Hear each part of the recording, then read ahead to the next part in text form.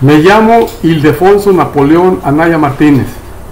Les presentaré una nueva política económica que de aplicarse aumentará el ingreso de todos los mexicanos, inclusive del gobierno federal.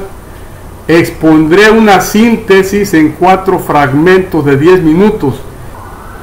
Esta investigación se encuentra en mi libro ¿Por qué fracasa México?, que pronto publicaré. Pueblo de México, estimados colegas economistas, abogados y administradores, estimado señor presidente, la ciencia económica moderna nos dice que puede crecer el Producto Interno Bruto en las crisis al 10% anual o más si la planta productiva opera por abajo del 100%, para lo cual se deben controlar 3 variables fundamentales: las tasas de interés bancario, el dinero, el manejo de lo que se llama la era del estancamiento secular. Al abordarla empezaré a presentar la nueva política económica. Antes de explicarla es necesario señalar que México afronta, además de la corrupción, la aplicación de soluciones económicas que dejaron de usarse hace décadas en los países industrializados, y su gobierno enfrenta aspectos adversos para administrar con efectividad. La banca central es la institución más importante para el progreso económico de cualquier país. El uso inadecuado de Banco de México ha provocado estancamiento y pobreza en México, y el Poder Ejecutivo, que tiene la facultad constitucional de administrar, no está autorizado para influir sobre sus políticas. Le otorgaron a Banco de México en 1993 un estatus irreal de autonomía al operar como un estado dentro de otro, y las modificaciones a su ley parecen orientadas a imposibilitar el progreso de México e impedir que se hagan cambios a sus manejos. Mientras la presente administración la respeta, violaron su autonomía de Salinas de Gortari a Peña Nieto. El primero aumentó el circulante monetario un 26% en promedio anual, el segundo 16.3% en los primeros 4 años. En 2016 aumentó el 30.5% y devaluaron, afectando el poder adquisitivo de los mexicanos. El problema no es el respeto a la autonomía del banco, sino que sirva a los intereses de México.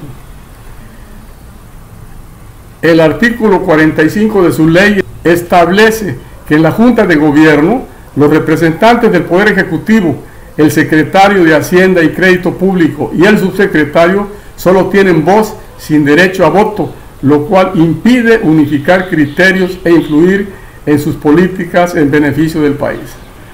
Ha creado un ambiente económico no propicio para la inversión y el consumo, afectando la competitividad empresarial desde hace décadas, al mantener altas tasas de interés por arriba de las utilizadas en los países industrializados, con base en el artículo 38 de su ley, que lo faculta establecer las comisiones y las tasas de interés activas y pasivas, es decir, la que cobran los bancos a sus clientes y las que pagan a sus ahorradores. Instituyó en 1996 la tasa interbancaria de equilibrio, conocida como TIE, para captar recursos que seguramente entrega la Secretaría de Hacienda. Los bancos suman a ella su tasa y aplican el IVA a los intereses, por lo que México tiene las tasas más altas del mundo, frenando el crecimiento económico del país.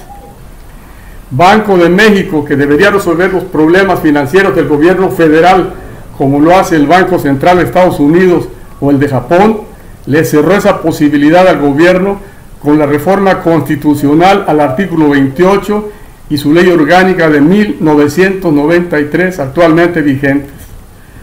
El artículo 28 constitucional, en su párrafo 6º, establece: el Estado tendrá un banco central que será autónomo. Su objetivo prioritario será procurar la estabilidad del poder adquisitivo de la moneda. Y en el último renglón señala: ninguna autoridad podrá ordenar al banco conceder financiamiento. Del expresidente Luis Echeverría, que decretó la flotación del peso, a López Obrador, ha incumplido el banco el objetivo prioritario citado, afectando a toda la sociedad. con el último renglón, cerraron el camino al progreso de México, impidiendo que la Secretaría de Hacienda y Crédito Público pueda aplicar la política de expansión del gasto para obtener pleno empleo y disminuir la pobreza que utilizan los Estados Unidos de Norteamérica desde 1933 y que explicaré a detalle.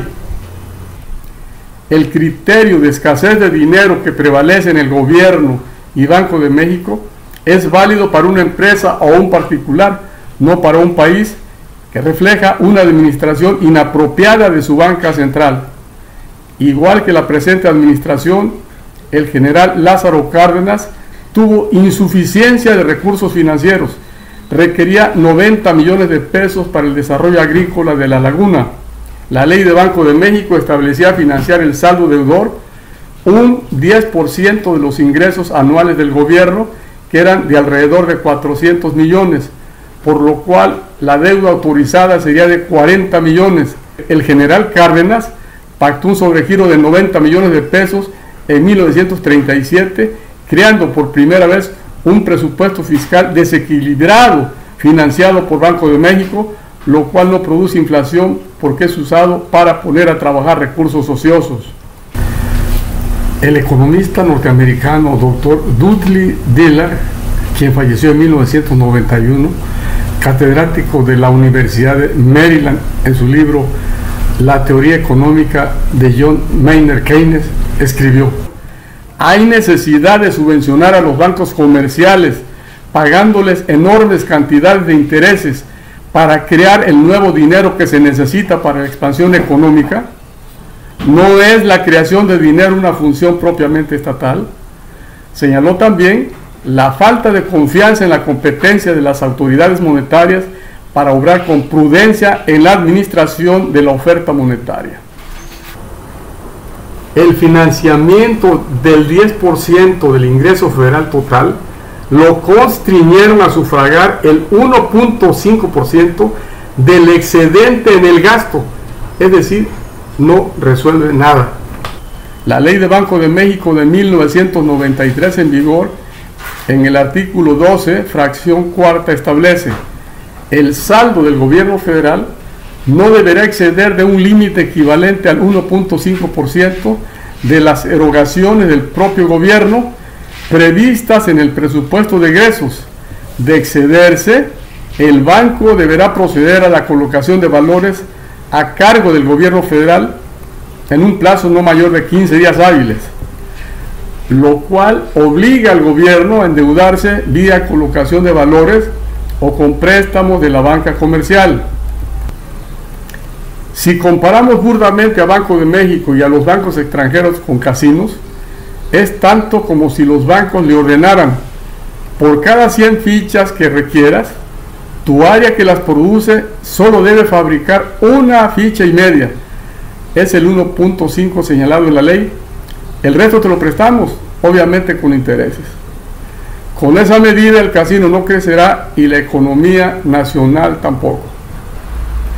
Diversos analistas señalaron hace más de 25 años que el Fondo Monetario Internacional y el Banco Mundial aconsejaron al gobierno federal, para que no hubiera una competencia desleal entre Banco de México y los bancos, en perjuicio de los mexicanos, lo siguiente: prohibición de financiar el déficit fiscal por parte del Banco de México al gobierno federal, que se refleja en el artículo 12 citado; eliminación de los depósitos obligatorios de los bancos comerciales en Banco de México, es decir, el encaje legal; eliminación de los cajones de descuento y del crédito dirigido a determinados sectores; desaparición de las actividades de primer piso de la banca pública y otros.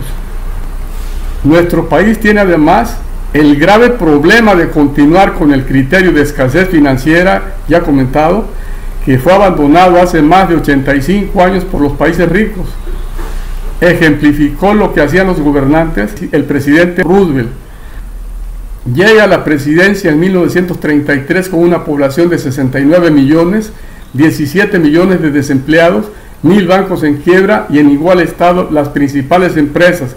Ante esta situación, creyó que lo acertado era ahorrar.